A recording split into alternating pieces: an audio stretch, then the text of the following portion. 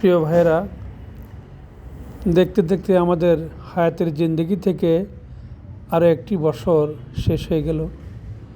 যে বছরটি চলে গেল, পিছনের জন্য আমরা আল্লাহ পাকের কাছে বেশি বেশি গুনার জন্য তওবা করব, ইস্তেগফার করব।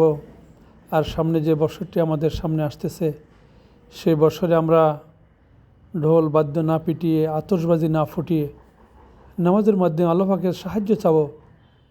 কীভাবে সমস্ত মানুষ দিন পেয়ে যায়,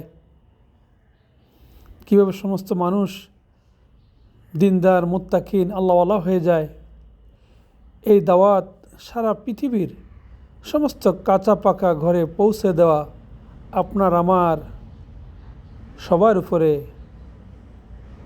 দায়িত্ব। এটা যদি আমরা না করি, কিয়ামতের মাঠে আল্লাহ পাক আমাদেরকে অবশ্যই পাকড়াও করবেন।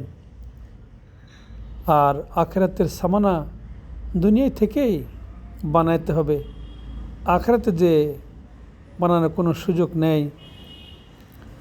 সেজন্যই আপনার আমার সবার উপরে হুজুর পাক সাল্লাল্লাহু আলাইহি ওয়াসাল্লাম যে বিদায় হজের ভাষণে বলে গেছেন, সেটা পালন করার চেষ্টা করবে ইনশাআল্লাহ।